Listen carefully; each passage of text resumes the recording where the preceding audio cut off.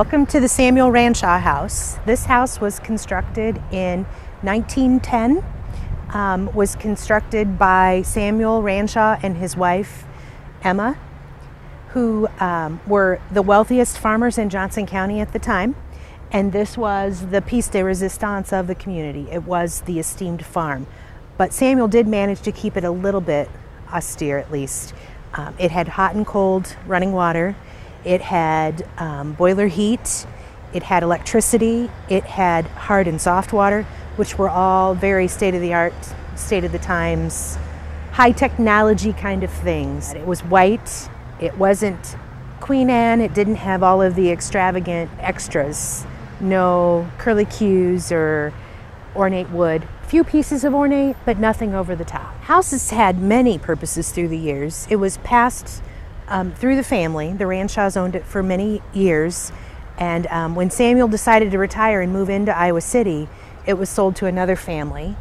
Margaret Morgan remembers growing up in this house as a child, having tea under the tree and playing on the grounds, can tell stories about sleigh rides on the front yard, and just has amazing memories. It passed from Margaret to several other owners. It was a daycare for many years, and Kinderworld was here. The city purchased it in 2004 with the intention of demolishing the house and using the grounds for parking, additional parking for the community center. When we have prime time and major hot days for the swimming pool, parking is at a prime, and this was perceived as being a great location to do that. We got into the house, several staff people went in and couldn't believe the integrity of the house. All of the woodwork is intact, the original staircase, the floors, all of the interior is pretty much as it was built by Samuel Ranshaw back in the early 1900s. The city then had a rethinking at that point and decided maybe we shouldn't just demo it. And for the next 5 to 6 years, council and staff really debated on how this building should be used, if it should be kept, how it should be utilized, and all of that. Since then, we have applied for Great Places money and have received Great Places grants twice. The first was to redo the roof, which was in really poor shape. We had major leaks and lots of issues with the roof. And now this year we have Great Places money to do the exterior. So we're doing windows, the paint on the siding, doing siding repairs, porch repairs, insulation, anything that you can see from the exterior. We're going to button it up and it's going to look like she did in her prime. We also have applied for grant money to put it on the National Historic Register. It has gone through the first 2 levels of approvals, which are the local at the county level. We had a county commission meeting on the Historic Preservation Commission, and they voted to approve it. It went on to the state level, where it was approved with no comments or questions, and is now headed to Washington, D.C. to the National Park Service level for their approval. We hope by August we should know whether or not it's listed on the National Historic Registry. Once it's listed on the Historic Registry, that then opens another pool of grant funds that we can utilize for additional renovations to the house. Phase 3 is the interior, going in and pulling up all of the carpets, restoring walls that have been removed, restoring the floors, and just doing the interior finish work, heating, HVAC system, potentially putting in a geothermal system with loops out here in the front yard. We've had interested groups that would like to have the opportunity to rent space here, office space. We've talked about using it for meeting space, for being able to have small groups of people. I think the front porch and the front yard would be an ideal space for doing some local small events. I think a tea party on the lawn kind of would be fun. Would be kind of a neat addition.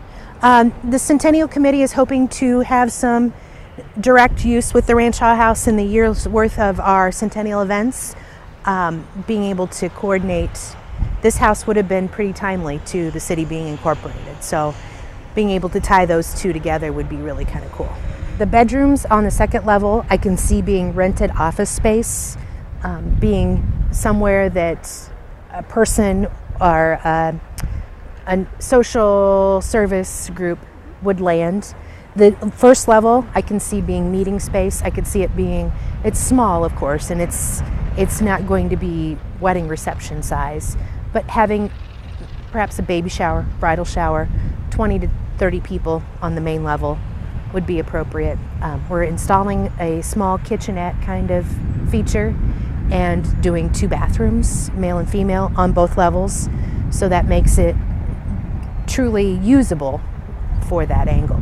Depends on where we are with it. We have a plan for a small parking lot between the back of the house and the community center that would provide parking for this building as well as potential overflow parking for the community center. The front yard, as of right now, there's no plans. It could be parking. It could be used for just open space. On the east side of the house, over in this really pretty area, which would have been original garden space for the property, there's been talks of doing a heritage garden or a patriot garden, a tribute to our veterans in the community in that part of the property.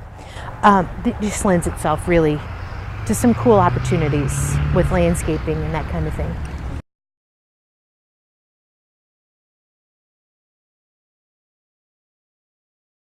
Hey, North Liberty, it's Face Nick here.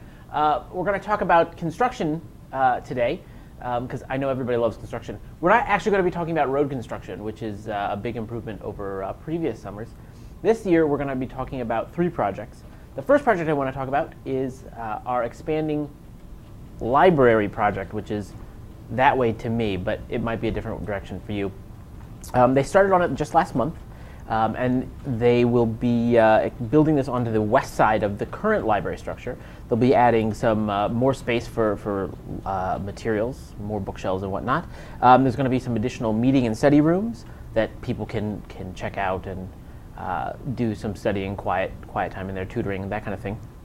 And they're going to add a teen lounge for the youngins to hang out in and do their teenagey things. I think they're going to be playing Call Me Maybe in there 24 hours a day. Not sure about that, though. I'll have to check with Dee. They'll do a children's storytime room and play area. There is sort of that little corner right now, but this will be a little bit more expanded, and they'll be able to do story time in the library now, as opposed to downstairs in Jardine where they're doing it now. And all that extra space is going to give them the ability to bring in new technology and new materials that they don't currently offer, don't have the space to offer. Don't worry, I'm sure they're keeping the cake pan collection. That is technology that is good forever and will never be obsolete. So you can still get your R2-D2 cake pan if you want. They're hoping to have this all done by next summer. That's the summer of 2013. During the construction, some of the community center's parking will be unavailable, so they can get big trucks in and out, big piles of dirt and that sort of thing. But they are keeping the playground that is right adjacent to the site open, unless for some reason they're doing like explosives or other dangerous work that would cause them to have to shut that down. But they're hoping to keep that open throughout the whole project. Now we're going to go to the streets and maintenance shop. If you head down South Front Street, over on the right as you're heading down south, you'll see some red steel sticking up. They're building a new shop. It's going to be nearly 70,000 square feet. Right now, the old street shop is a lot smaller than that. This new shop will help house dump trucks and snowplows. It's going to have 4 bays for servicing these vehicles, as well as a couple of lifts for doing maintenance on things like city trucks and police cars, change their oil and that sort of thing. This new facility is going to have doors on both sides so that they can pull the trucks in and out.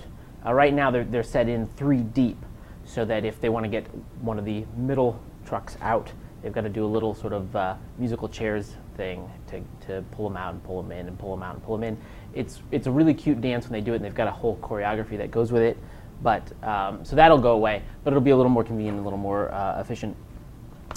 They also have a detached wash bay. It's a fancy name for a car wash. They're going to be able to wash those trucks when they come back in with, dirt and cement and snow, I suppose, on them, just to get them all nice and shiny. There's going to be a new parking lot down there for those guys. Streets and parks right now have to sort of share a fairly small lot. There's a lot of parking on gravel and grass. So there'll be a new parking lot down in that area. There's going to be more office space. Right now there's 6 folks sharing about 450 square feet. That's going to be expanded to about 1,300 square feet of office, so they're not quite so packed in there. The new office space is also going to have a break room, laundry, and a restroom and shower, because we all have to use the bathroom sometimes. They're hoping that this will all be ready to go by December, just in time for the snow plows. And finally, the last thing I want to talk about is the Ranshaw House project. Ranshaw House is just to the north of the community center. It's an old house that was built a while ago. How long ago was it built? I don't know. Erica doesn't know when it was built either. It's an old house. And it's been in a bit of disrepair. But last year we got a grant and put a new roof on it. This year, council approved funding for phase 2 of the Ranshaw project. So the Ranshaw project, the idea is to rehab the house into a community use such as a welcome center, a history center, a gathering place, and a social services resource center. 1908. It was built in 1908, so more than 100 years ago. Thank you, Faith Cheryl. The project, they're hoping to maintain as much historical integrity as they can, since right now it's on the process of being listed on the National Historic Registry. So this phase, which council approved just last month, is going to repair the porches. They've got some nice big porches facing north and a smaller one on the south side. They're going to repair and replace the siding, which has had a lot of paint come off. They're going to actually insulate it, because right now we pay to heat the building in the winter so that the water to the house doesn't freeze. So they're going to insulate that, which will help bring some of those costs down. They're going to paint the exterior, and they're going to replace the windows.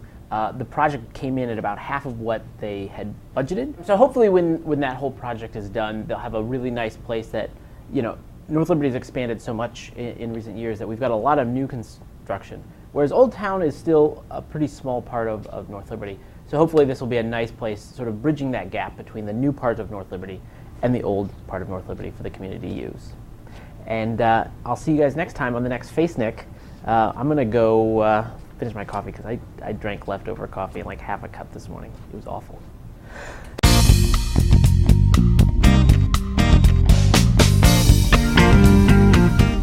On August 4th, we're going to do our first triathlon, youth triathlon here for the North Liberty Recreation Center. And talking with a few communities, they have done a youth triathlon for a few years now, and it's had a lot of popularity with the young kids, just trying to get them active. And so that was kind of our goal, to have something that they could do in the summer, and mixing with the swimming, bike, and run. So what the kids are going to do is, we have various ages from 6 to 14. The kids are going to swim at the indoor pool. They're going to bike onto Cherry, to North Front, Zeller, to Stewart, and then back here to the rec center, and they're going to run around Liberty Center. The kids have various distances. The 6 to 8 age group is going to swim 25 meters. They're going to bike 1 mile. They're going to run 0.25 miles. And then the 9 to 11 age group, they're going to swim 50 meters. They're going to bike 1.5 and run 1 mile. And then the 12 to 14 will swim 100 meters. They're going to bike roughly about 4 miles, and then run 2 miles. We have 32 participants currently enrolled to do the youth triathlon. Registration deadline is the 26th. The kids will receive a goodie bag. We're hoping for drawstring bags for them, water bottles, coupons, and they do get a free t-shirt for participating in the event. Upon completion, they'll get a participant's medal, and the top 3 finishers of male and female for each age group will receive a trophy. The race is going to start at 9 o'clock on August 4th. We'll have the oldest age group go first. 20 minutes later, then we'll start the next age group, and then an additional 20 minutes after that, we'll start the youngest age group. We would like the kids to be here at 8 o'clock for check-in. We will have a parents meeting and parents and kids meeting the Wednesday prior, just so we could talk about the routes, where kids are going to exchange from the swim to bike, and then also from the bike to run, and where the finish line will be, so that way that we can alleviate a lot of questions beforehand. After the race, they're going to have a few vendors that will kind of talk to them about healthy lifestyle choices for them and their families, so they can continue to be active and healthy throughout the summer and throughout the year. Some vendors that have already committed at this point is Hy-Vee. Pioneer Co-op is going to help us. C2C Swim, Sugar Bottom Bike, TriFit, Agape, and we're looking for a few more vendors at this point and sponsors. So if anyone's interested, please give us a call and we can kind of talk about what we have available. For the volunteers, we're looking for them to help us with the bike and run route. They will receive a free t-shirt for helping us out, and all the sponsors will have a little spot on the back for them for advertising. We're looking for about 30 more volunteers to help us out that day on August 4th. We're looking for about 8:30 a.m. to 11 a.m. We're hoping for this just to be a fun event for kids to do. Depending on popularity, we may look into doing an adult triathlon around here, or doing kind of an Iron Kids with more competitive. But really, we just want to get everybody involved, parents and adults and kids, obviously, for the actual race. And we just wanted people aware of what we have going on and getting involved in the swim, bike, and run. I think the community really cares about kids and their activity level and getting them started at a young age, and so that way they can continue it through their adult life. I know that the rec center and the city council is very excited about the race, and a lot of the vendors, they've given a lot of support because they're excited for the kids to get involved. It may seem kind of daunting for the kids to do the swim, bike, and run all at once. We do have some clinics for the kids to participate in July. There are 2 days for each age group where they can go and meet with Denise Barnhouse. She's with TriFit Agape, and she can help out, talk to the kids, kind of put their minds at ease of completing everything at once, help them with transition areas from the swim to bike and then bike to run. She's also going to touch on fitness, nutrition, and then also about the bikes, bike helmets, and things of that sort. So she's going to be a really good asset for the kids before the races if they want to go and get some help with that.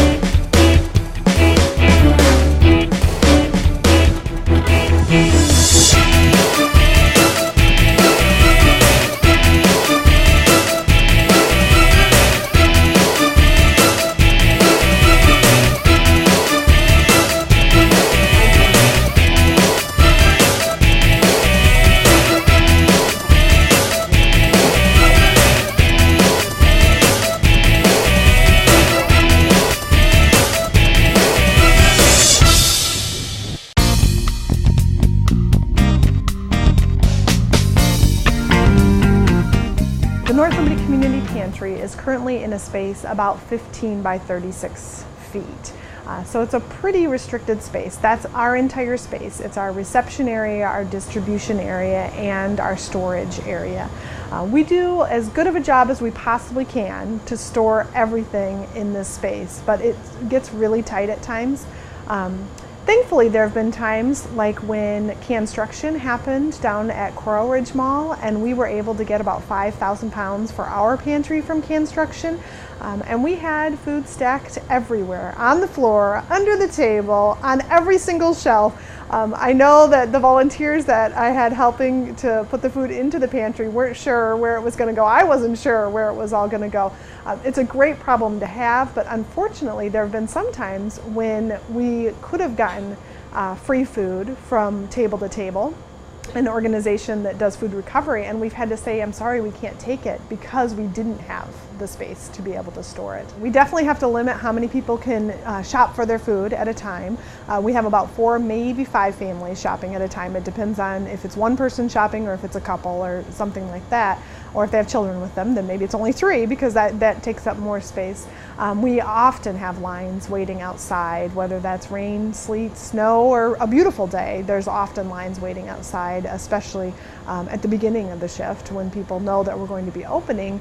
They wait outside, and they might be able to make it inside and kind of crowd in the front of the pantry, but it's not a very big space to be able to have the number of people we sometimes have here. We currently just have 1 large room, so if families do need other resources, they have to talk about that in front of other families. There's no private space to be able to speak with families about, do they need resources such as WIC or food stamps, which is now called the SNAP program. There's no private way to have those kind of conversations.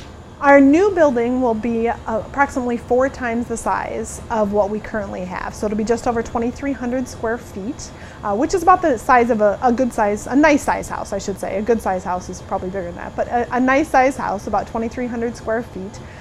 We will have a reception area where people can come in and wait inside. We'll be able to have chairs in there. We will be able to have even basic information about how to prepare things like what's a way you can prepare broccoli. And Iowa State Extension has some great resources that if we had wall space to put them up, I would have out continually updating information about how to prepare food on a budget, things like that. So it'll be great to actually even have any wall space to be able to provide those basic resources.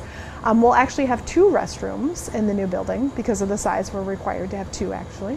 We'll have an office for myself, and then we will actually have a secondary office where the volunteers can have a space, or we're also going to be looking at having an AmeriCorps member this fall, so they would have a space, or else we could potentially have someone do some SNAP outreach, where the SNAP program is, the old food stamps program is what it used to be called, but we could have someone come in and sit and actually check and see if families are eligible to get food stamp benefits, which is a benefit to the community as well, because not only does the family get more food for themselves, but also they're spending those funds in the community. So it also supports the community. And currently only I believe it's 33% of families in Johnson County who are eligible for SNAP benefits actually receive them. So it's actually one of the lowest counties in the state, and there's actually a move with the Food Bank Association to enroll more families in Johnson County because there are so few who are currently enrolled in the SNAP benefits. So that's another benefit of having an office space where you can have those conversations privately. We'll also have a separate distribution area, which means that we can manage our inventory more effectively. Families sometimes, and also our volunteers, get a little stressed if we have a lot of food or if we have a little bit of food, and we'll be able to maintain that more steady in a distribution area where it's a separate distribution area. And then we'll also have more space where families can shop more families at a time, but then also not feel as crowded as they're doing that. We'll have a 3rd large room that is a storage space as well, that is completely storage space. So we'll be able to have some bulk storage and be able to take food. We're looking at having a walk-in freezer. There is definitely not enough freezer and refrigerated space to be able to accept the food that we could potentially get that can go in those. So we'll have a walk-in freezer to be able to have more of that food, but then also if Table to Table comes and they have a pallet of dinners that I can get, I can take those and have a space to put them, to store them until we're able to distribute. You know, families want to be able to use fresh foods and vegetables. And this morning, someone was in the pantry and we had some what are called Garlicscapes in the refrigerator. And these are fresh. They're very similar taste to garlic, although a little bit less, a little bit milder than regular garlic, kind of shaped like a chive. But people don't know what to do with these. So to be able to educate people and have some information about how do you utilize this food is really beneficial. I know one year we had kohlrabi, which is not necessarily that popular of a food in the Midwest, but we had several families that they learned how to do it, and every time they would come, they're like, my kids love this, they love this. And it was something that their family just really enjoyed. So to be able to provide that additional information to be able to meet those needs and to be able to make sure that the food we receive is getting utilized. We don't want to have things spoil because they haven't been used because someone doesn't know what to do with it. We had tofu a week or two ago, and people are like, what is tofu? And it would be great to be able to have a resource and say, this is what tofu is, this is 3 ways that you can utilize tofu. And to even be able to have space to do that now, we don't have a space where we can even put that kind of information. We actually will be on the property of the First United Methodist Church still. We'll be at the regular parking lot in the same line as the current pantry. So we'll actually be at the regular parking lot, so we won't have to add additional parking, but we'll have plenty of parking, because while I did not mention that with the current space, parking is very limited and is definitely a difficulty and a barrier for families. There's about 2 or 3 spots right next to the pantry, and then you have to walk quite a ways to be able to get to the regular parking lot. The difference between ourselves versus a retail store is that retail stores have a grocery cart that you can take your food out with, whereas we don't really have a grocery cart, and to be able to do that. Now in the new building we will have some grocery carts because we'll have space to do that, and it will be more effective, but we'll also be at the regular parking lot, and it'll be more accessible and it'll be closer to the road, so I think people will be able to see it more easily as well. So far we've raised $200,000 of the $250,000 that we will need to build the building and move into the building. So have all the shelving and all those kind of things to open the actual building and have people in it. So far we've written grants. We've received multiple grants and $50,000 to $60,000 in grant funding to be able to provide for this building. We've also done mailings to the community, and we've had house parties where you invite a few people over and explain to them what we're doing with the pantry, our mission and our vision, and then ask people to donate. We have also had some fundraising events like our golf tournament. So we've actually done a wide range of activities, and we've received donations other than through grants. We've also received donations from individuals, from businesses, from throughout the community. It really has been a community-wide effort, and the majority of the donations have been smaller donations that have been made throughout the community. We want to have enough money before we start the building to complete the construction of the building. So the contract with our contractor to be able to actually complete that construction.